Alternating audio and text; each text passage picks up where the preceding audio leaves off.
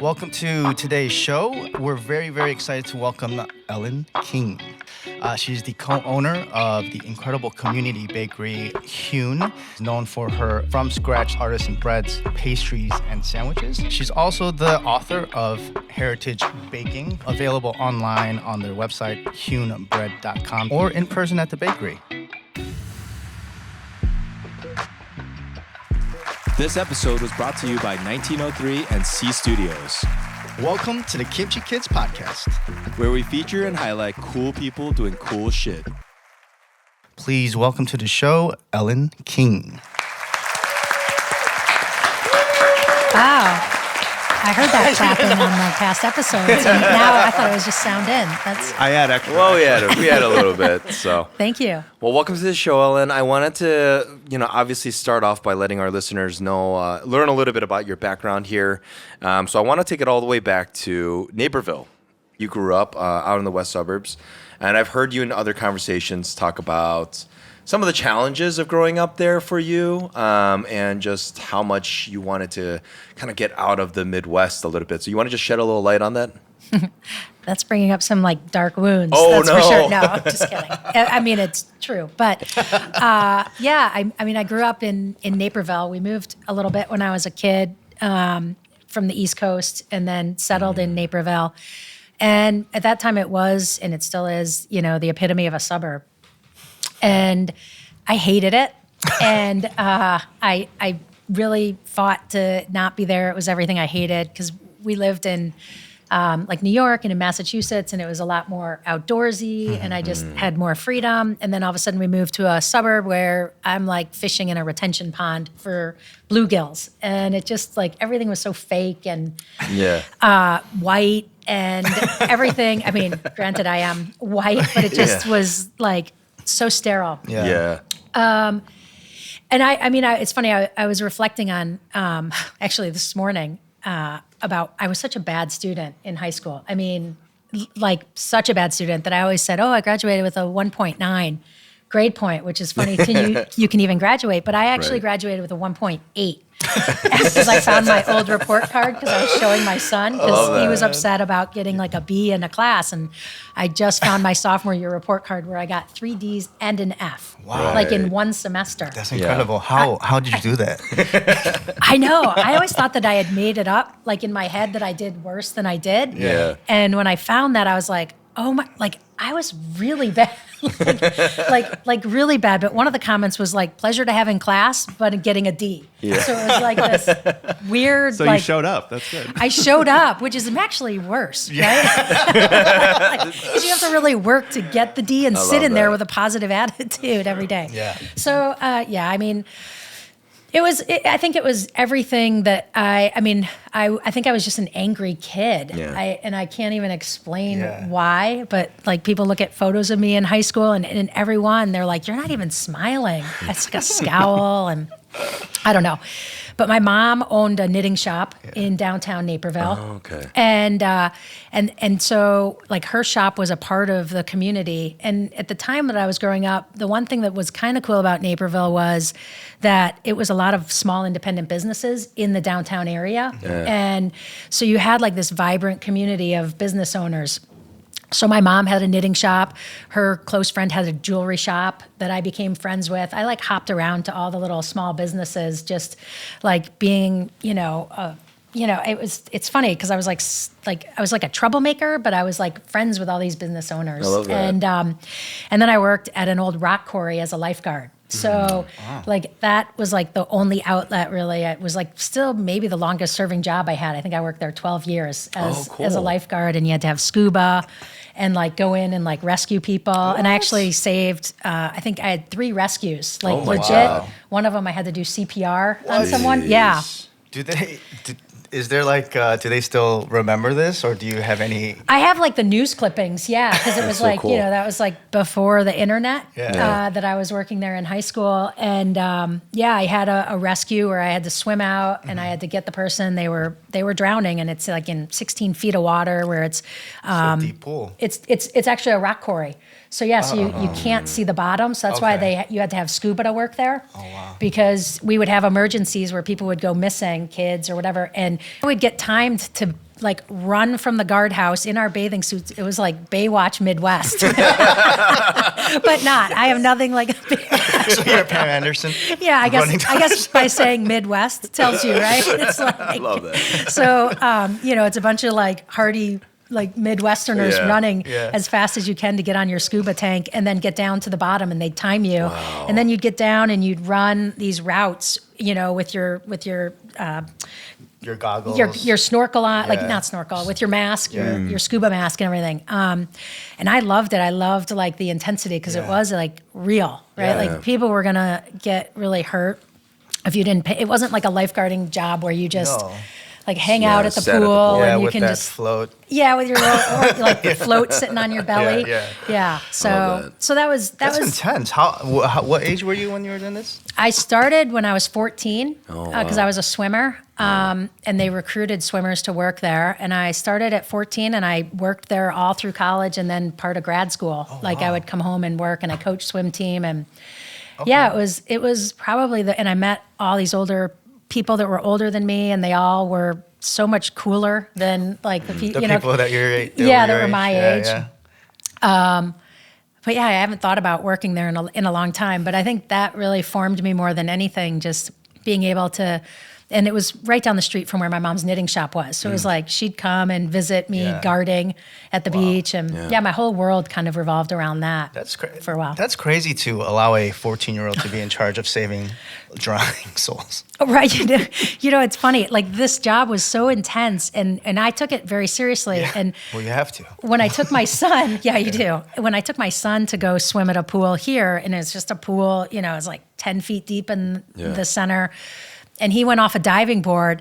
And he's not a good swimmer at all, right? Like I know that swimming was a thing, and he jumped in, and I was watching, and he didn't pop up right away, and I was like, well, he's gonna come up. He'll come up. It'll just take a little longer. Yeah. Well, it was a young guard, and I was like, oh God, please don't like blow. And then he just he was so you could tell he was a young guard because he Yeah. just blew the whistle right away, jumped in and got my son and ripped him out, and I was just standing there not freaked out because I Yeah. knew he was gonna pop up. Yeah.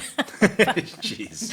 But then other parents looked at me like, "That was your what? Like that was your son, and you didn't Just do drinking on the anything?" side. Yeah, it's just like He's fine. Dude, I had the same. I had I've the seen same worse. thing happen to me with my kids at the swim center down the street. He was like, at the time he was like 5, and he went down the water slide, and he just kind of just swallowed a little water, but they went full David Hasselhoff, jumped in and started being like, "Are you okay? Are you okay?" And he just froze up and didn't say anything. So they're like, "We're gonna call an ambulance. He's not breathing." And I was like, and they're like, "Sir, get out of the way." And I got out of their way for a second, and then I was like, "Wait a minute." yeah, Say yeah, something. And he's like, "I'm okay."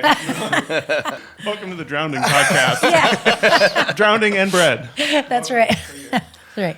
But I wanted to kind of dive into the school aspect. For one, I think it's also inspirational to hear that, maybe if the school system is not really working for you in that way, right? You still found a sense of inspiration there, and you talk about this teacher that really made a big impact in your life. Her name is Mrs. Lee. Yeah. And you want to just kind of talk about what kind of impact she made. What was it that resonated with you about her class?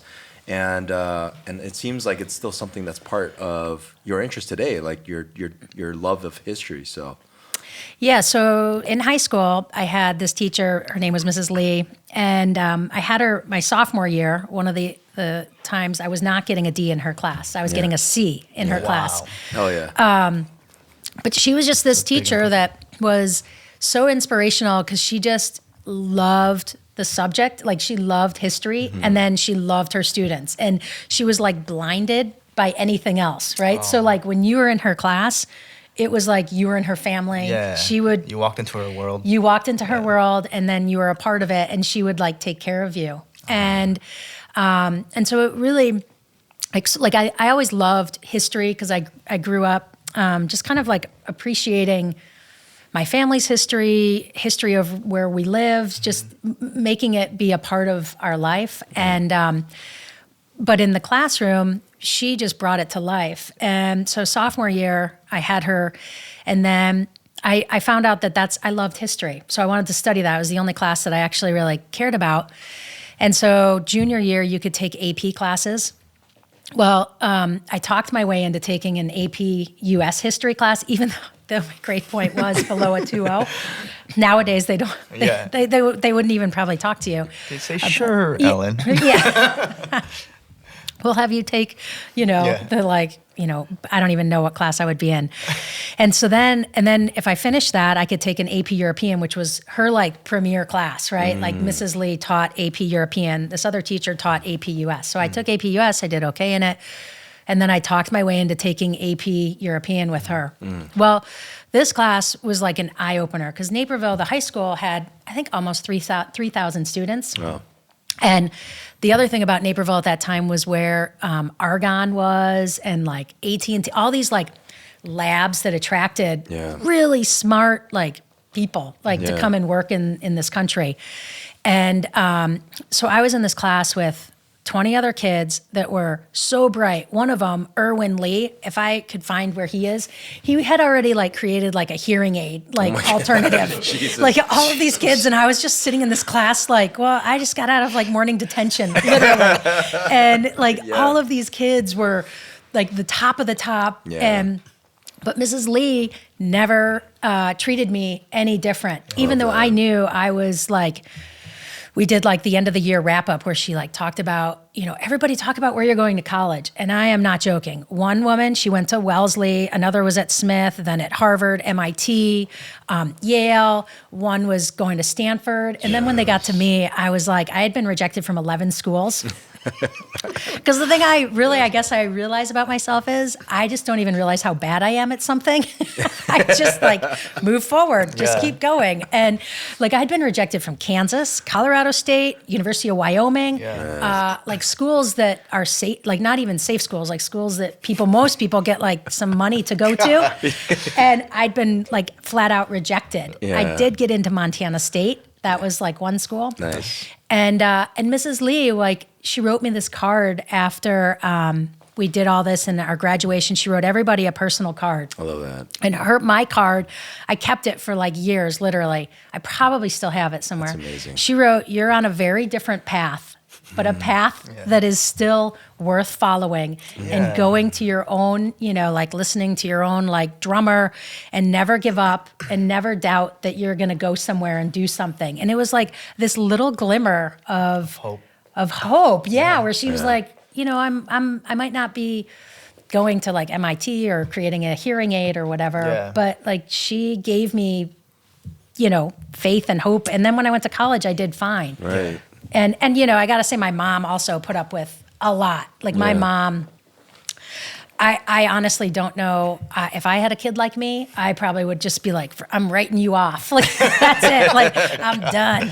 And my mom just never gave up on me. And I really don't know why as an adult now having kids, right? Just like my son happens to be the polar opposite. And my mom reminds me of it every day. And I'm like, God gives you what you can handle. And I clearly wouldn't be able to handle a kid like me, Oh, I love that. So. So you go to school and you end up overseas, and this is a very pivotal part of your life. It was kind of in Norway. Norway. Yeah, I studied in Norway. And this was like one of the first times you had some really incredible artisan bread, correct? Yeah, I my junior year, I have no clue why. Again, I just don't. I don't really pay attention to the details, and I was like, I really want to go someplace northern where they don't speak English, and like Norway was like north, and I knew they didn't speak English, and I just thought it would be beautiful. I had no clue. I knew nothing. I didn't know anybody there, and I'll never forget because this is in the 90s. This is how old I am. I get on a plane at O'Hare. My parents are just like, okay, let's call once a week at this time because there was no cell phone, there was no internet. Yeah. Like I would. We had a set day every Monday at 10 a.m. my time. No, I can't even remember. Monday, like at a certain time at my time, there was a time in Chicago. I would call, and if they weren't there, I just wouldn't talk to them for the week because there was no way to like. Say, reschedule hey, it. I missed. I would leave a message, but I didn't even have a phone in my room. So I'd go down to the payphone at the central spot and call. So anyhow, in Norway, the thing that's great is if you go there in the summer, it's like 24 hours, right, of sunlight. But if you go there in the winter, it's 24 hours of darkness, which I did not know. And so I get to Norway at the end of the summer where it's endless sunlight. It's beautiful. I'm out on these hikes by myself. I still don't know how I didn't get lost because I had no map. I had nothing. I just like put stuff in my backpack and I just like go walking out in the forest. And which is gorgeous. And because I lived like up by this ski jump. And if you come to the bakery, we make a Holman Colon Rye, which is the name of the ski jump for the 1952 Olympics. So that's why we name it that, because that's like our hearty bread. But I was a poor student. The exchange rate was horrible. Norway's very expensive to live, and my lifeguarding paycheck did not go very far. And my parents were like, basically, like, if you want to study overseas, we'll pay for your school, but you have to pay for everything while you're there. Well, I mean, it was very expensive. So I started eating a lot of bread where I'd just go to the grocery store, and I didn't understand Norwegian, so I didn't have a clue what was in anything. So much so I'd buy a loaf of bread that was the densest bread they had with lots of seeds and probably it was like a rye and wheat. And then I would buy beer because you didn't have to be 21. And so I would buy beer, and I bought the cheapest beer there as well because I didn't have a lot of money. And then I'd go back and I'd like eat bread with butter, Jarlsberg, cucumber, and a red pepper. And that was like my meal every day. And then I'd drink a beer. And one day, one of the Norwegians was like, "Why are you drinking non-alcoholic beer?" Well, I thought I had a high tolerance. Well, the price, it was cheap because the alcohol content was the lowest. So I was there for like a few months drinking non-alcoholic beer because it was you cheap. thought your tolerance was going up, like really, I was like, God, it was one beer, and I'm packs. right. I love that. So I want to jump a little bit forward here as kind of getting closer here. So this underground bread club, you want to shed a little light on that and how this whole thing kind of got started? So like, but maybe before we jump in there, like when was it that you decided to start, messing with a little bit of bread? Well, so bread came... First, I decided to go to culinary school, and that was a direct result of September 11th, that I was working, doing like software training, and I was stuck in Tampa when September 11th happened. So I was living in Seattle, but I was in work in Tampa. And I was stuck there for maybe 2 weeks by myself.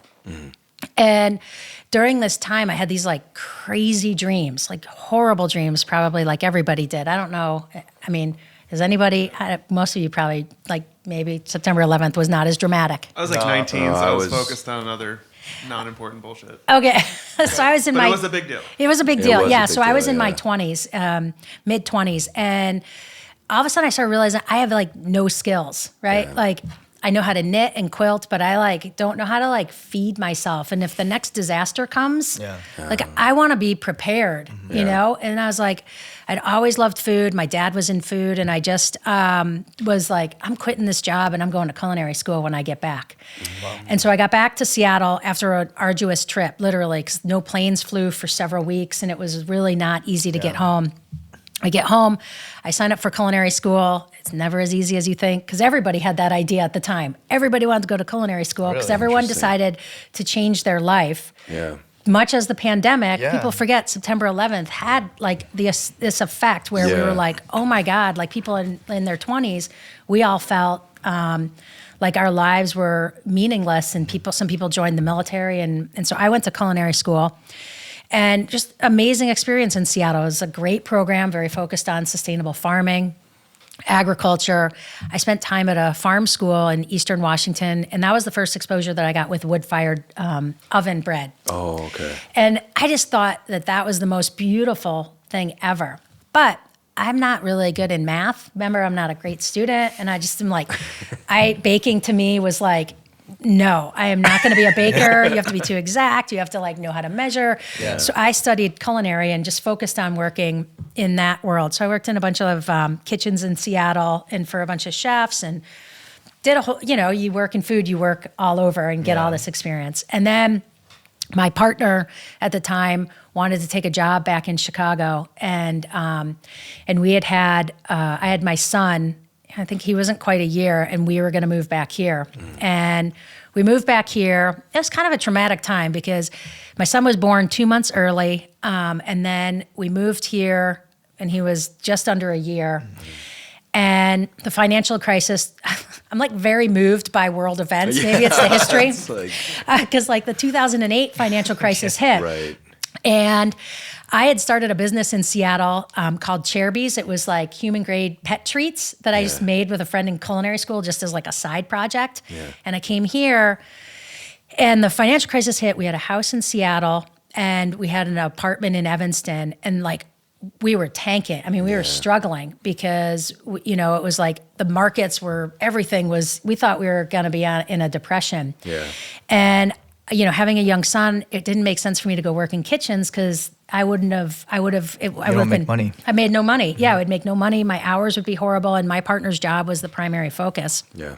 So, and then my dad literally dropped dead. Like my mom called me and is like, Ellen, I'm doing chest compressions on your father. Call your God, brothers.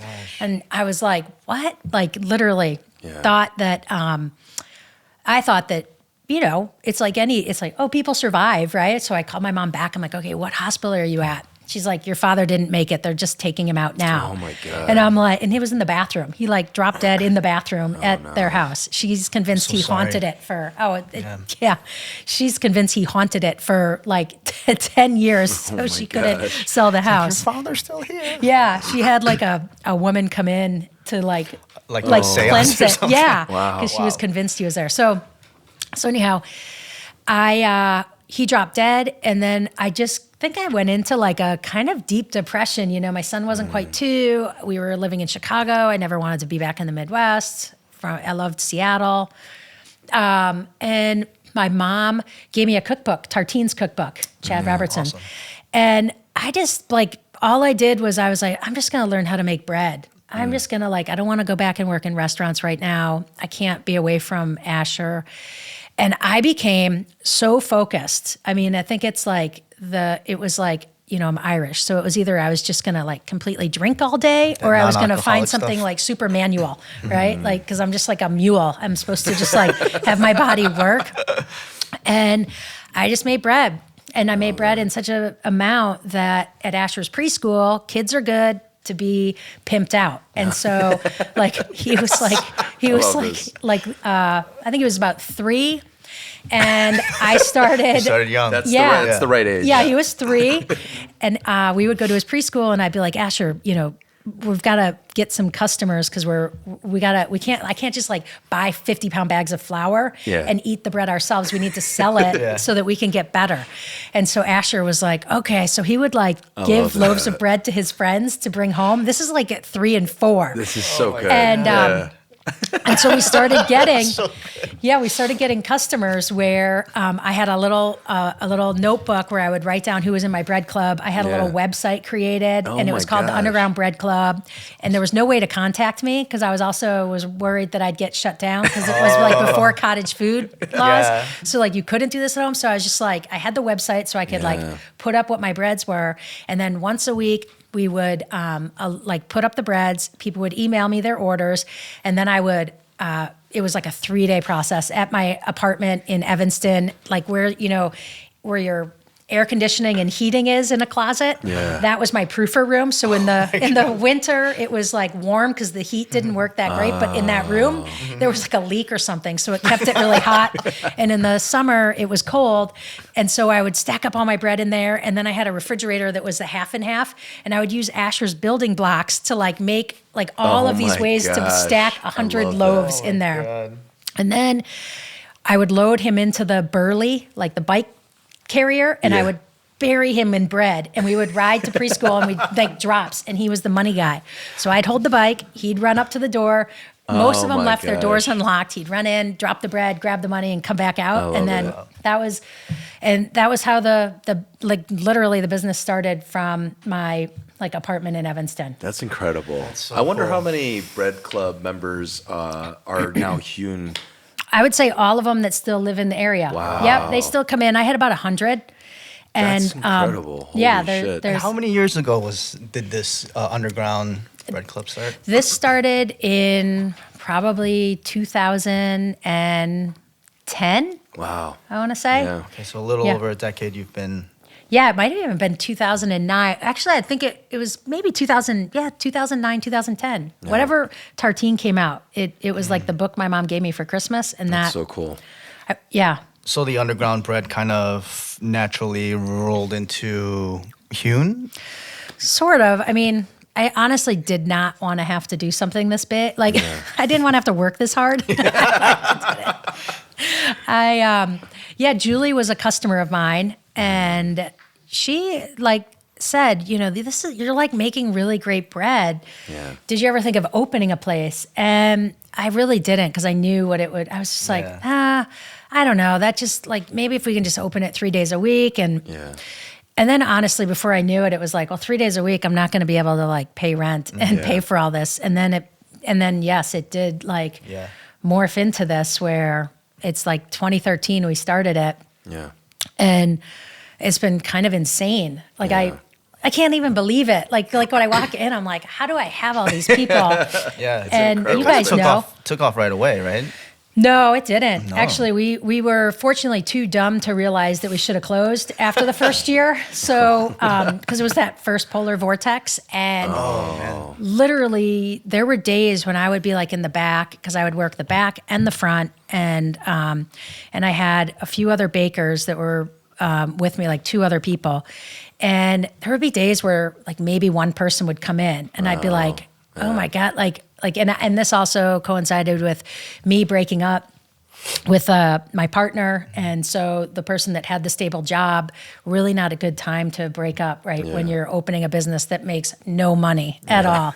And so I was literally I was very, very poor. Yeah. And the best part about it though was that I probably I lost 40 pounds. I was in the sveltest shape of my life, even though I was around food all day. It was as most of us working in kitchens, we don't eat. Yeah. But when you're People don't know this. Yeah, you we don't eat. We don't eat. Yeah, that's you're what I'm working thinking. 12, 15-hour days. You maybe snack on some things and taste things, but sometimes there's just not time, especially as the owner operator.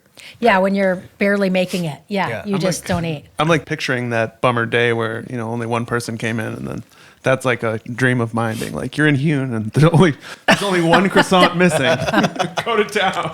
Oh God, Oh, we got to get rid of all this. Yeah. I wake up in that dream. Oh. that's great. How early on in your baking did this notion of really diving into the history of wheat? And I love this. You said this once before, that the future of food is revisiting the past, and I love that so much. And when did that occur, that it's important to look at this? That was because I studied history and I got my master's in history, and I spent time, I went to University of Maine, and one of the things that Maine was good for was some agricultural history and environmental history. And so for me, I think that was when I got into baking, the most eye-opening was most bakers didn't know where their flour came from. And because my background in the savory side in Seattle, always knowing who your farmers were, I was like, well, what do you mean you don't know who grew this? And it just was not at all common. And so as soon as we opened the bakery, I was searching, because I was like, I'm in the Midwest does not have a lot of awesome things, but farmers it has. So I was like, where are they? Where are you? Yeah. And so I met Andy Hazard. She was the first one. And I was like, oh my God, it's like meeting a unicorn. You own a farm and you grow grain that's not, conventional for either animal feed or exporting. And once I met her, and she was gung-ho for doing whatever, and she was already doing amazing things, growing amazing grains. Totally, she's somebody you should have on your show, because meeting a female grain farmer, Oh, wow. even the equipment doesn't fit for her, right? Tractors aren't meant. She has to wow, it's that's all true. meant for big big guys. Yeah. So it was always my focus, but it was not possible to source locally.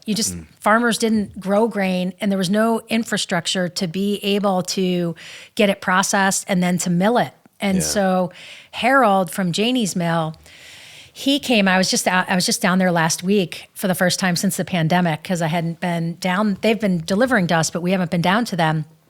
And it was so amazing because they came into our bakery before they had even got any of their mills. Harold came and he was exploring. He's like, well, would you? And this was maybe 6 years ago. Maybe it was before they opened, before they had anything. And he's like, would you want to order grains direct from us? And I was like, yes, because Andy couldn't supply all that we needed. Yeah. And so once Harold was setting up, I knew we were going to be able to have, I mean, it really was truly the first stone mill that's been put into this state in probably, I would say 80 to 95 years. You don't have stone mills being nobody invests in stone mills. Now it's starting to happen where regional economies of scale are happening for grains, but prior to this, it was not. Is that an older technology that's being revisited, or? Yeah, stone mills are the original. Like when you go out to like towns throughout the Midwest and you're going on Mill Road, that's probably where the old stone mill was, where they would mill the grains for human and for animal grains. And stone milling is the oldest it's the oldest way of making grains available to bake with and use. And it's literally two stones that have grooves in them, and they basically lay, they'll either be farther apart or get closer together depending on how fine, and they just roll and they mill it.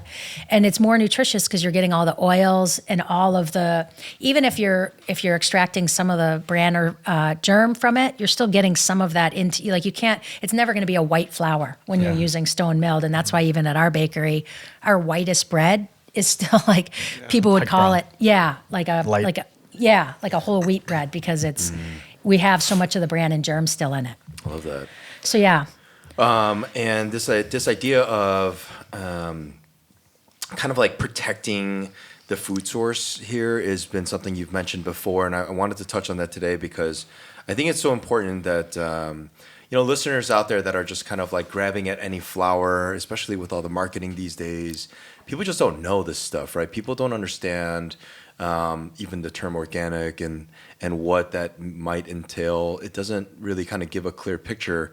But you've mentioned stuff like, places that might be spraying Roundup on top of their wheat, and not even for the purposes of even just protecting it from pests. It's also just for the efficiency of harvesting. And I just wanted you to hear from you a little bit more about that. Yeah. So the thing that was truly eye-opening. First off, there's a book called Whitewashed, which a reporter wrote maybe 3 years ago. It came out. I can't remember her name, but she was a reporter for, I think, Reuters or Associated Press. And that's where I learned truly about the horrors of Roundup. And so for people that don't know, Roundup was, I think it was patented in essentially 1974-ish. Basically, my entire life, Roundup has been used. And the thing about Roundup is bloating. I'm like, well, I mean, like, you probably weren't. Which I want to explain to our listeners about the type of natural fermentation that you guys use. It's a very long process compared to other bakeries, which is why you're developing these amazing flavors and textures that you wouldn't find normally in other breads. Can you elaborate a little bit on that process? Yeah, so we use the sourdough starter, or some people call it a mother. There's so many different names that it also makes it confusing. It's like the ultimate. And a starter is? And a starter is the sourdough. It's all that, Starter, sourdough, mother, levain. What it basically means is natural wild yeast. And it's almost magical that if you're using grains that are not been treated with any sort of chemicals, you have more of the microbic activity in the flour itself. So creating a starter, it's actually equal parts water and a good flour, and let it sit. And you'll have a starter. You'll start feeding it by about day 3. You'll start seeing activity. It'll look like pancakes. And that's your yeast. That's you're cultivating your wild yeast. And that's about as simplistic as it gets with bread. Yeah, but you make it sound so easy, but it's like you have to feed it every single day, You do. like a child. You know what, though? It's so much easier than a child. It does not talk to you. It doesn't resist. You don't have to clean up after it. Yeah. Love that. But yeah, you have to feed it. You have to feed it every day. But if you're not going to use it every day, you can put it in your refrigerator and then bring it back out like 2 days before and refresh it. So again, you can't do that with your kids. Just tuck them away. See you in a few days. Not yet. So do you hear about like secret mothers? Like, do you have like some secret Hewn mother that's been like, I wish I could Since say that it beginning, was or you like just someone's started grandma from Iowa That's that what I'm brought it. looking for. No, and actually, I wanted to come from Europe, actually. yeah, from Europe. Okay, yeah. No, I actually 3 years in or 2 years in, one of our employees actually threw out our starter. No. It was so. I was just like. Oh no! I could see it. devastating. I could see it right now. Just like Yeah, reliving it that. was such a kind Yeah. of like, was it meant to be sabotage? Like, Maybe. what the heck? Yeah. How do you do that? And I'll never forget because I called Sandra at Florial, and I was Yeah. like, would you like lend me? Because the thing about the starter is our bakery was like filled with yeast, right? So in 2 days, we would have had a starter back so much quicker just because the whole environment is Yeah. filled. But I wouldn't have been able to make bread that day. And this was in the early years where I needed to like, if I didn't make bread that day, we might be literally out of business. So she was so gracious that she gave us, I think her starter, we never even named ours, but hers was named Calvin. So we were like, oh, we should name ours Hobbs. And actually Hobbs is perfect love because that. like life is nasty, brutish, and short, just like, Hobbs the philosopher. So that has no story except that Sandra from Florial totally saved us. And his name is Hobbs. That's totally And a Hobbs. story. Although we Totally a don't, story. we I love don't, that. yeah, no one calls it, actually, anybody at the bakery now, they don't even remember that it might have been called Hobbs at one point. But That's awesome. I love it. I want to Yeah. move back to the farming here because I think there's like something so interesting about Hewn that I don't think a lot of people understand is it's the relationship you have with your farmers and the stress that you put on having these multiple varieties of wheat being kind of like continued and preserved. Because I think that you mentioned this before on an interview about the importance of and the dangers of having just like one or two wheats out there. And if something catastrophic happens, that this could be very detrimental for the future of foods. yeah, well, I mean, we're at a point historically right now that's actually pretty terrifying and illuminates this because Ukraine and Russia together produce probably 25 to 30% of the world's wheat supply and gosh. corn. And about probably 85% of fertilizer for conventional grains comes from Russia. So right now, we're at the beginning stages of what we're going to have is a really serious food.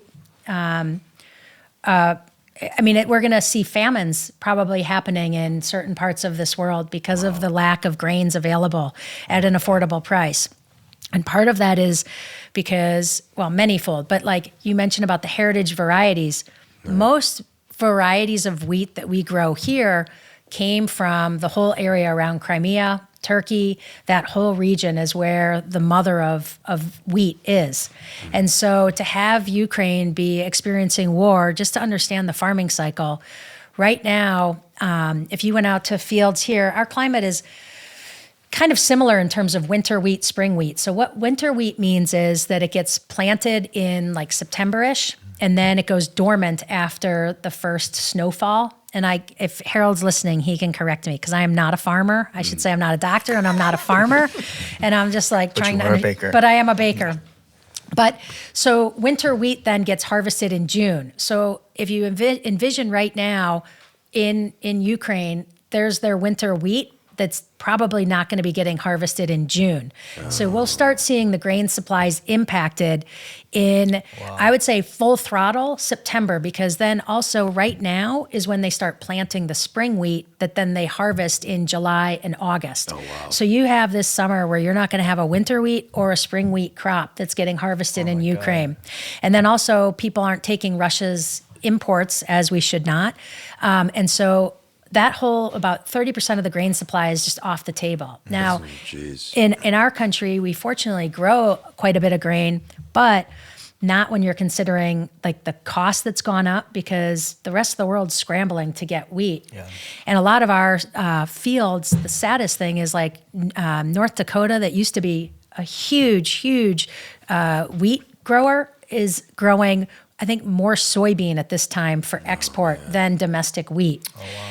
And so, the global grain farming has become so dependent on global supplies that I think we're going to be like slapped in the face by the reality of history of why people have valued wheat farming and why farmers are so important and why we're still lucky in this country to have people that are farming because it is not a profitable business. And farmers like Harold and Meadowlark up in Wisconsin, John and Hallie Webking, and dozens of other farmers that I know that devote to growing organically and sustainably, those yields are much lower than conventional wheat. So I could go on forever because it's so, once you start understanding wheat yields and the varieties that are grown and the complexity of it, it becomes like a whole separate podcast. But I would just say that more varieties create more strength because if one variety isn't as drought tolerant, it'll fail. Whereas if you have like different fields planted with different varieties, they can do better during certain seasons. So, like there's a Sonora grain that's grown historically in Arizona and in northern Mexico, and that one is drought tolerant and grows really well at high elevation. So different varieties that were not bioengineered naturally adapt, and they become land race varieties that adapt to their region. And so when you have conventional farmers, they don't grow any of that. They just grow what the seed companies send them. They don't even know what the berries are, what the seeds are. But farmers like Harold, he'll tell you that's the turkey red berry, which came from, the Crimea area, or red fife, or marquee, or, einkorn, or any of these. So all of these different berries actually grow in different conditions. And, the thing about when you're working with heritage varieties that are grown sustainably, they do much better when there's droughts just because the soil has been built up, right, over time. Whereas conventional wheat that relies on fertilizers, pesticides, and insecticides, the soil has nothing to give. So if you have a drought, that crop's going to fail. But if you have a drought and you've been developing your soil and you've got 12 inches, those roots will go deeper down and they'll be able to weather it better. Wow.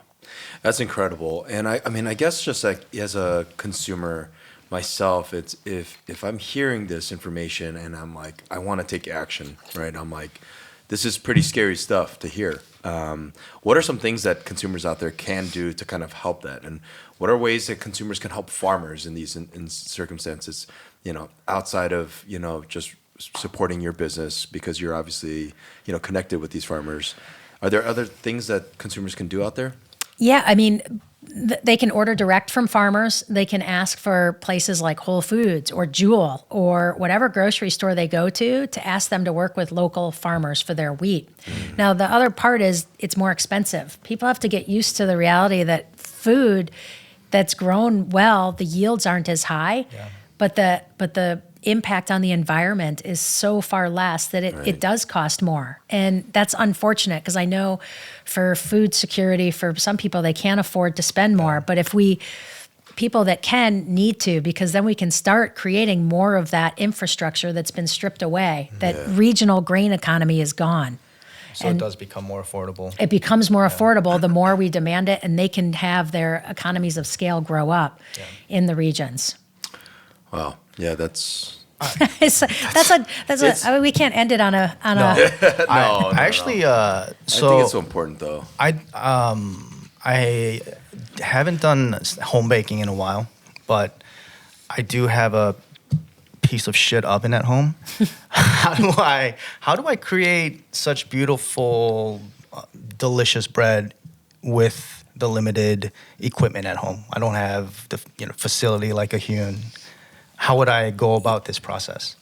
Well, you don't need to have, I always think most people's kitchens are so overkill, like they're just too, you don't need half that stuff. So really, if you have a good cast iron, like a Dutch oven with a good lid, that's probably the best thing that you need for your home baking. Your oven, I mean, my oven that I started it was a gas oven. So the temperature would probably be like 50 degrees either way. Yeah. There was no It's a crapshoot. stability. Yeah. But if you have your Dutch oven, and Chad Robertson talked about this way back in the day, that's the way that it actually, you'll have the steam that'll be contained, because the idea of putting the lid on that bread when you put it in is it's naturally steaming. So it's allowing the steam to hit the top, the ceiling of the Dutch oven, and then come back down on the bread. So it's allowing it to have that oven spring. So, and then when you take the lid off halfway through it, that's where you get that really crust. rich caramelization crust. So the best thing you can do, it doesn't matter what your oven is, as long as it can get up to like 450, Okay. 475, however high you can make it, and then use your Dutch oven. Wow. And be patient. Yeah. Don't, like, most people are impatient, I would say. For sure. Yeah, that's like, I think that's the problem with kind of the process of bread making, right? It's the, let's just use the commercial yeast what is it? Instant yeast, right? Yeah. And how is that not good for bread making? So the whole idea about using the sourdough, first off, it acts as a natural preservative almost because of that sourness, the yeast in there. You're going to be able to have where when you mix your flour and your water and your starter and your salt, it has a longer fermentation time at the beginning, right? So after you mix it, you let it sit and you'll do some folds on it for the first 3 hours. What's happening during that time is your yeast is actually consuming and eating, and that means that it's actually helping to kind of break down some of the gluten that normally your body would be breaking it down. So if you think about it, it's like the first step of kind of digestion is being done by the sourdough starter. And it doesn't move as fast. Instant yeast, it's like, the person that's come to a party with like 10 drinks under their belt already. They're like, Let's go. 2 drinks away from passing out, right? Yeah. Whereas like the starter, when you use that, it's ready for the long haul. It's going to be there with you the whole time, and slowly developing flavor, slowly developing the complexity to it. And then also all of those uneven holes that you get is because the yeast, some of it's like emitting really a lot of gas, some of it's a little gas. So it's like little, big. Whereas instant yeast, it's just like in there to party really fast, and then it flames out really quickly, and you're not going to get that long kind of fermentation. Okay. Yeah, we were definitely admiring the crumb when we cut open your bread the other day. It Yeah. was incredible. It's incredible. And also, I do want to talk about how delicious your bread is. Thanks. What do we have? It's the challah bread bagel. Oh, the Hagel. Hagel. Oh, Hagel. Hagel. Hagel. Yeah, challah bagel. Yeah. Challah bagel. Where did that inspiration come Well, so one of our bakers who still works for us, we were making bagels, and then it was like a holiday too. So like Friday is when we make challah, and he had some leftover challah and he had some leftover bagel dough, and he just kind of for fun mixed it together and then made it, and we were like, that's actually really good. Yeah, it was delicious. Like so he worked on perfecting it, and now it's like this whole process where honestly it's so time consuming that I'm like, we should stop doing it. Like we should stop, because we have a sheeter that's like this old sheeter that they use. So they sheet the dough out, they add butter into it then, and then they fold it. So it's like bagel laminate. It's like laminated bagel dough. Yeah. Oh my God. And so it's the most ridiculous. We can't even scale it very big. Yeah. So but that's the Hagel. Yeah, well, I'm glad we got to try it before you take it off. I almost brought you guys some, and then I was like, it's That's too hard. No. This is your Wagyu. Yeah. Well, I think it's really cool, especially and so interesting just right now. So we're coming out of this time where everybody started baking at home, and just everyone's been kind of becoming somewhat of an artisan baker. I think it's incredible to have a place like yours, and especially in a city of Chicago, where they can go and kind of see, where that bar is, right? In contrast to what they're doing at home. And now, like, with this information of learning about, because you have a beautiful market set up in the front of your store where they can look at some of these heritage grains and buy these flours directly from you, and they're supporting those farmers that you're working with. And I just think it's so interesting that not only are you guys at the forefront of like reintroducing heritage grains, but you're also working on some pretty cool stuff. Like I just had a baguette at the one Julie passed me. The over. laminated baguette. Oh, yeah, can I tell you that? So that baguette is like about 3 feet long. Mm-hmm. When I got in my car that day and I was driving, I had to stop by my mom's and grab some kimchi for the restaurant and then head back to the shop. And I said, all right, I'm just gonna take a little piece. I'm gonna enjoy this on the road. You can ask Andy. After I had enjoyed it, and then I gave a portion to my mom, which I got to tell you, she loves bread. She's like an old Korean woman. They love bread. I gave her a big piece of that bread, and the smile on her face was priceless. I mean, it just made her so happy. She tried it. By the time I got to the restaurant, I had but maybe a foot. Or maybe even less. I ate like 2/3 of that baguette. They weren't this small. It's incredibly delicious. I wanted to see it. He's like, all 12 of you split this. Tell us what you're doing with that baguette. So that's several years ago, Julie and I went to New York, and we went to this friend of mine who has a bakery. She's like, you gotta go to this really weird bakery in it's like an office building, but not.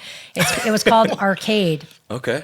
And so we make this trek. I don't even remember what part of the city it was. And we go in, and sure enough, it's like this it felt mildly deserted, like cool old building where you walk down this long hallway, and we could smell that there was something baking. And all of a sudden we look to the right, and it's almost like, when you go to like a sporting event and they just have like one of those food that they just lift up the garage. The garage, yeah. It was like this garage door was like lifted open, and there's this bakery, and these fresh laminated baguettes came out, and we tried one, and we were like, that is the most incredible thing. Yeah. And so through the pandemic, Julie maybe something popped up on her phone about our trip because we just forgot about it. And probably 3 months ago, she started talking about it again, like, let's make that. And so we just kind of started playing with what we thought that it tasted like. Sadly, Arcade closed. I think it closed. No. Even before the pandemic, it closed. And so this is our version in honor of the Arcade's laminated baguette. And yeah, it's on it. We started doing it. We were doing it every Saturday. So it's kind of slow to because there's like the baguette people, and then like the baguette people don't really want that, and then the people that aren't baguette people are like, I don't really want that because I'm not a baguette person. But it's like hard to sell. It's hard to figuring out who it's for. But once people try it, they're like, it's unbelievable. You just got to give free samples out at the store or something. I agree. Because I'm telling you, I mean, once I took my first bite, I couldn't put that thing down. Yeah, and should not have been doing that while I was driving. It's so good. And the seeds. It's like it has a nice chew to it. It's not the crust is softer than a traditional baguette, and because it's croissant. Yeah, it's croissant. It's croissant. So we take our croissant dough and then we wrap it over the. I made it. Julie was like, what do you describe it? And I was like, I'm so tired. I hate like social media. So I was like, I don't really want to. And then I was like, okay. So I was like, okay, a baguette walks down the street and a croissant says, hey, do you want to get baked? And she's like that's what it is. She's like, that's like a drug reference. I'm like, we're a bakery. Yeah. That's like, no, it's a baking reference. But that's it. It's a croissant and a baguette wrapped together and just baked. I love that. That's it. That's so good. It's absolutely delicious. I'm glad you liked it. So you take the croissant dough and you you roll it around the a baguette. A baguette. Mm-hmm. Oh shit! It's like a pencil thin baguette. Yeah. And then you have the croissant dough that's been laminated, and then you roll it. Okay. And then you roll it in seeds, and then bake it. Interesting. Yeah, you need a bigger sign for that. I haven't seen that. I'm getting that next time. Absolutely. On Saturdays it comes out. Saturdays of the day. Okay. Mm-hmm. Oh, yeah, man, so now I that know sounds- every that sounds Saturday I good. got to go up there. Let me know. I'll set it. Although they're not flying off the shelf on Saturday, so I don't have to set it aside for you. Oh, not yet. Well, not yet. Not Not yet. yet. They're going to. They will be. The space is incredibly beautiful, and I was lucky enough when I stopped by to give a nice little tour from you. I just love how you guys emphasize like the repurposing all that, and if you want to just shed a little light on the bakery and the whole space and how much of that is all repurposed material. Yep. So the bakery, first off, we worked with this architect who became like my best friend. Not really. If she's listening to this, she's like, we're not best friends. that might be uncomfortable. We're not best friends. She's like one of my best friends. Her name's Julie Fisher, and she has this just amazing, she's just was so fun to work with because, you know, you guys have built out a place, right? If you have somebody that's an architect and gets you, it's like working with an artist that you guys just can really flow well together. flow well, yeah, and just like it's never like no, it's always yes and you know, Yes. and so for the space, she was so on board. Like our countertops are actually floors from. There was a building in Evanston that the YWCA, which is it's the only women's shelter on the North Shore that houses women that can go from abusive relationships. And they were expanding and they were taking down this house next door. So we got the wood floors from that space, and that's what our countertops are. And that's why they're not the best counters because some of them are a little uneven. And then the behind the where the on the wall, originally she had tile. I hate tile. It's expensive. It's sterile. I just hate it. And so I was like, we have to find something else. So what we found was lath from the building. So the thing about the name Hewn, it comes from when I was in grad school in Maine, I thought I was going to be a historic preservationist. I was like, I'm going to go in and like date houses and work for like a, you know, well, I wanted to work for the Society for the Preservation of New England Antiquities, or SPNEA. I'm sure you guys have heard of it. And what you do is you go into houses built in like, you know, colonial times, and you, date them by the paint color, by, you know, the beams, by, you know, the brickwork, all of that. And so here I am, like a 22-year-old student, and I go and I realize I'm horrible at this job. I can't even date anything. Everybody's already so much smarter than me. Yeah. But the one thing I got probably out of my like grad school loans was the name for the bakery, Hewn. Yeah. Because when you go into old buildings, you look for hand-hewn beams. So where they're using an axe to shape it, that means it's before a circular saw or an up and down saw has been created. And so, because you can also date wood by, you know, a circular saw, you know, oh, okay, so that's like 1880s Industrial Revolution. So we would look for hand-hewn lath, which is what they would put behind when they would put up plaster in the walls of like colonial houses. So you would use an axe and get basically bits of wood that were strips. And so if you take apart a house, you'll see all these old strips and then the plaster is applied to it. Even houses that don't use plaster, I think, might have lath. But so we got all the lath. And I felt like it was the perfect tie-in because that's how the name came about, was me looking for lath. And lath to me is like, it's the structure of a building, but it's the stuff no one ever sees. It's like the starter, right? It's like the backbone of the bakery, but it's this mythical thing.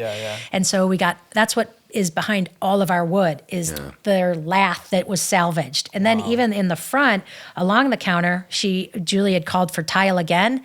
And I was like, no tile. So we took the lath. Instead of it comes in like 2-inch boards that go up, we took those and we stacked it like playing cards on top of each other. So it like faces out and it looks like just like little bits of wood, but that's all lath that we use. Plus, all of those materials cost us under $1,000 for the counters and the lath, whereas the tile was like $9,000. Jesus Christ. So we saved that. And then our windows came from this woman who was a Quaker activist. Her house, they wanted to try and like save the materials because she was such a peace activist. So these 2 windows that look out from our pastry into the front are her windows in her house. What? Yeah. Oh my so that's God. kind of cool. That's incredible. Yeah. I love that. I love that philosophy, preservation and reusing things. Yeah. I think so much of what you're doing is just an important message to everybody out there, right? I mean, it's this idea and notion of preservation, something that me and Andy are always talking about, especially with our food and what we're doing at the restaurant. But it's incredible. I think what you're setting up for all the new bakers out there, and I think that it's an important message not only to them but also to the consumers that are fortunate enough to come to your bakery and enjoy this stuff. Is there any advice that you would give to young bakers out there that might shed some light on their career? Well, I think, this day. Don't go to school. Yeah. What I would tell young bakers, if you ever, or people in the restaurant business, if you want to go into the restaurant business, spend some time learning a trade like HVAC before you go in. This is true. Very, very, very good Yeah, advice. I went back to HVAC school so that I could learn how to fix our refrigeration. And but once you understand Jesus. mechanicals, Yeah. I replaced motors, our slicer broke. So I'm I took an electric 101 course. You can start fixing all of your stuff, but then you also know when you can't, right? So you're not gonna butcher it, but you can also have a tech come out. So I think we focus so much on just I'm gonna be the best, you gotta be practical. And I think the Well-rounded, more right? I love that. skills. That I is love so that. good. That's exactly my philosophy. I spent last week, changing a pump out on the boiler, Yeah. or getting after all this sort of stuff, and it's it's all part of the process. It's all Right. just enjoying. I enjoy the systems and everything, and it's the product is bread or music or whatever, but all the things that go into that, it's I want that to be sustainable, Right? and not feel like I'm at the whim of random people. Yeah, so I think it's that. It's sometimes what you think you're going to be doing, you don't spend your day doing that at all, right? And so just enjoying that process and that you're learning. Absolutely. I love Yeah. that. That's awesome. That's I so feel good. we get a lot of when we ask people for advice to the next generation, there's always this idea of learning business, right? All the cooks out there and chefs out Nah. there, they're hey, get your business acumen before you go into opening up a restaurant. But this is the first time I've heard this, and it's such good sound advice because I feel for my entire career, we're always at the mercy. It's thermostat is out, compressor is out. It's what's going on? This cooler's down. We're just always scrambling and freaking out on, these little issues. But that's And they're never available when you need now. them. Now Well, we just yeah. now we just call Ellen. I'm hey, Ellen, what's going on? When Maggie and I were eating at your restaurant years ago, we Yeah. were talking about because we were she was telling me about something. I was well, why don't you try and fix it? I think it was her KitchenAid. I'm why don't you take the motor out and see if they'll send you a spare motor from the manufacturer? She's what? And then do you she's mean? that sounds I don't just buy a new one, right? It's It's this idea of it goes back to the whole thing of everybody gets pushed to go to college. Yeah. And there's nothing wrong with it, but we don't actually have skills. We're so focused on just service bullshit, right? That we need to teach our kids no, actually fix that motor. Let's break it apart. And if you break it, that's okay because it's broken. Yeah. Try and fix it. Yeah. So it's we're afraid of getting in there and getting dirty. And all these guys are retiring. If you haven't Yes. noticed, Right. Yeah. a lot of them are retiring. That's why shit's getting so expensive. It's getting so 100%. expensive and it's not easy to get them. And so it takes a lot of time I would now. tell everybody, go to your community college and take a HVAC class because you have to take electric with that. So they'll teach you basic circuitry. I'm going back to community college. It's fun. You're gonna see me and Andy at At Oakton. Community. Let me know because I'll go back because I was the only woman in this class. I'm not joking. I show up and it's at Oakton and everybody in You there. went to Oakton? I did. Hell yeah, there you go. I went to classes. Oakton. Yeah. So I was in the automotive HVAC and I love show that. up and the teacher actually didn't, he's You're in the wrong class. He goes, I just lost a bet. You're the first woman in 10 years that I've had in Oh here. my gosh. And I'm are you 10 joking? years. And he's no. And I was okay, well, I won't be your last, buddy. And And you've been the last. I probably haven't. And all these kids were in there. They're in their 20s. They were Interesting. falling asleep. And I finally said to one of them when I had to work on a project, because they were some of them wanted to pair up with me because I actually paid attention, And I was look, you could actually make a gold mine. So don't come into this class thinking you're a waste of time. What you're going to do, you could start your own business in 6 years. Literally learn your shit and then go do it. I love that. But don't come to class stoned because you could We can do that after. yeah. And it's amazing. When you start learning this stuff, Yeah. you start realizing you're my paying gosh. most techs to come out and they won't know how to diagnose the problem. They'll just try and like isolate it and then replace that part. Oh, interesting. You could do that yourself. You get a multimeter and you just like figure it out, and then you call I've called companies. I actually called the Rondo Sheeter company because we had a thing where sorry, I'm over talking, but I find it so fascinating where This is what we do. the sheeter just kept going in one way, which is just like the belt just kept going this way and it should go back and forth. Oh, yeah. So I called this guy and at the manufacturer, and the guy was like, so are you the tech? Like I'm like, no, I'm not the tech. I'm the owner.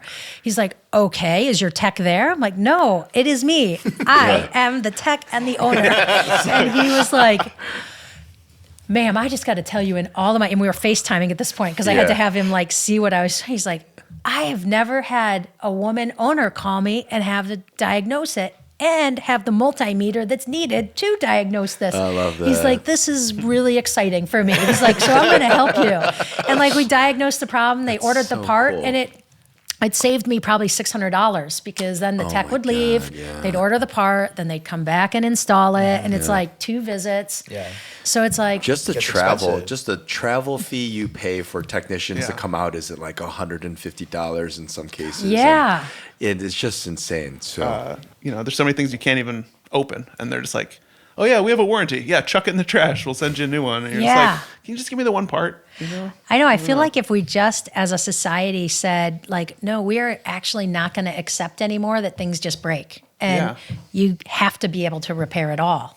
Seriously, like who wants to we're only on this planet so long. Like, why do I need to buy like 6 peelers? Right. You know what I mean? Right. Like, just Right. one. One will do. Right. They get lost. See, we should start a movement, like a fix it, because I would love love it. that. I love fixing. Like I actually have thought where I'm like, I just want to go start like HVAC, Yeah. do that, just learn how I was to fix. talking to Tom, like I really wanted to consider like getting my certification in wine, Oh, but now I want to do HVAC instead. you know what? it makes more sense. It for us. makes way more. There's does. two, you know what? Just buy the wine because honestly, like just buy it. But like fixing your refrigeration, Right? that's like powerful, right? it is. I mean, So It you like really have is. you have all that stuff. You have like a refrigerant recovery thing and like that so stuff. I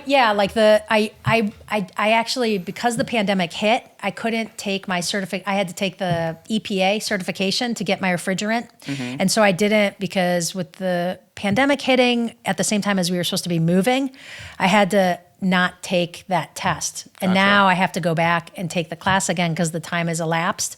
But like I know how to do all the recovery with the that's like cool. little yellow jacket with That's the the- meters. oh, wow. And you pull a vacuum and This is the final phase for me. I do all the other trades around this house. That I call people for. I'm like, I don't know what I'm doing actually, with you it. know what? Judging by the people in my class, I would say that I think you can do.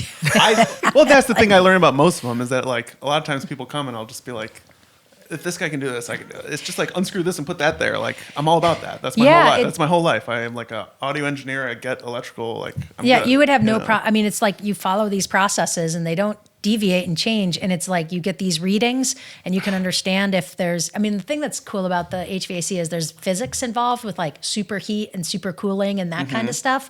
But it's like super logical. Like if this is failing, it's probably a result of this. Yeah. Or once you pull a vacuum, you can flush the system and find out where that leak is.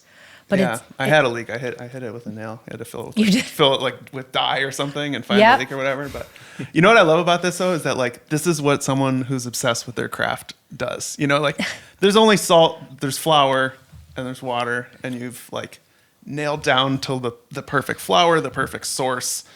I'm sure your water is not just like Evanston tap. Maybe actually, it is. Who knows? Maybe It is just Who knows? Evanston. Either way, you tried it. All right, so water, you're just on regular water. Yeah. You'll graduate. There's time. Yeah, There's yeah. time. You know, there's salt, and then there's that. like the temperature at which it rises, and you're like, I'm not controlling it fine enough. I'm sick of relying on ABC Heat Company, and it's Yeah. like, to see you go to that length is like awesome. Yeah, it's funny. Anytime inspirational. anything breaks, all the like, it's all men and no, it's not all men. Mostly men on the bread team. Pastry is mostly women, but they'll be like, Ellen, this is broken again. I'm like, okay, I have a cart, you know, like a dish cart, but it's all of my tools, and I wheel my cart out, and I got like everything on there, and literally, I feel so efficient because it's Yeah. like, I have like I literally have everything. So even if I'm just replacing one little thing, I wheel my cart because I never know. You have to. You know? I'll show you my carts when we're done with Yeah. this. Let's Because get it's back like to as food. soon as I have to take 2 walking trips, I get pissed. I'm like, why didn't I bring the cart? All right, I'll have to see your cart. And when you come and ask for me at the bakery, I'll show you my cart. Oh, deal. Yeah. I love it. Well, if you wanna plug in any shout outs here, Ellen, anything you want to kind of mention, neighborhood spots that you really enjoy, places you like to go and eat, and things you want to check out, or other bakers that you admire.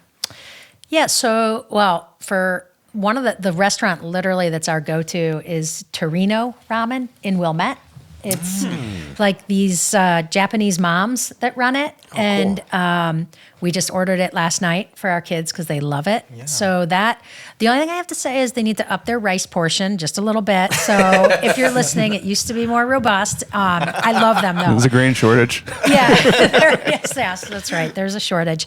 So I that's like my hands down go-to place. What is it called? Torino. Torino. Yeah, Okay. in Wilmette. In Wilmette.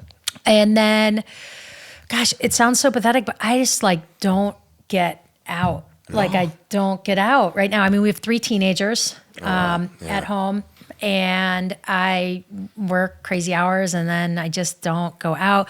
There's tons of places like bakeries that I'd love to get out and visit. I just want to go on a road trip and go just explore. I feel like we've been so hidden for so long. That's a big goal of ours for this year. It's just like we've been just handcuffed to this business, just especially because labor shortage and pandemic and all that. So it's definitely something we're trying to do as well. Just like let the thing kind Let's of do run a on road its trip own. together. Let's go. Let's go. We'll do a love it. caravan. We'll bring the cart. That's it. I'm not good with repairing cars, but I probably should work on that. I love it. I do have one question. This is Angeline. This is Angeline. You brought up patience. In your book, Heritage Baking, you said you use all your senses, your ears, your nose, your hands, and it's like a sort of meditation. What other life lessons can you share with us from baking that you've learned? Well, I think the biggest thing is probably you're really not like nothing's ever perfect, right? Like your loaf of bread is never perfect. And then the other thing is just extreme patience. And I think for me, it was the feeling of, failing. It seems more devastating on bread because it's like, it was like 2 days and then I bake it. And it just like to just be like expecting failure more often than success, especially when you're starting out, is super important because I think in anything you get defeated and then you just think, forget it. And to just be patient with yourself. And I think so often we expect things to just be like that the beautiful part I thought about bread, especially because I really got into it after my dad died, that it just like, I was just alone with my thoughts. And it just, there's something when you get into that flow of that peaceful, letting everything that comes just come and not being in a rush and not feeling like you have anywhere to go. So just give yourself the time and the space and patience and failure. That's Love that. That's like it. Yeah. Beautiful words of wisdom. Well, if you want to go and experience some of these delicious breads and pastries and even some of the sandwiches they're doing over there, you can find them at 1733 Central Street in Evanston. You can go and, again, learn and experience some of this and be a part of maybe some positive change in the world that we're in right now. You can follow them on Instagram at Hewn Bread and visit their website at www.hewnbread.com. She has a book that you can buy and support and learn. Try some of her recipes. It is called Heritage Baking. You can find it online. I would encourage you to buy it directly from their website. Or if you live in the Chicagoland area, go visit the store and you can purchase it right there. They do ship their breads nationwide. You can also find Hewn Bread at any Illinois location of Sweetgreens, which I thought is awesome. So you can support them directly with your salad. They do offer catering, which includes breakfast, lunch, and sweets, of course. Thank you so much for joining us today in this conversation and sharing your insight and perspective with us tonight. Thank You're number one, brilliant. inspiring, courageous, resilient, so humble. So I'm so grateful that you're on our show today. Thank you so much, Ellen. You guys, I'm already red, but now I'm like even more red. Thank you. This is like so much fun because also I don't really get out and talk to people. So this is great. Awesome. Well, Thank you.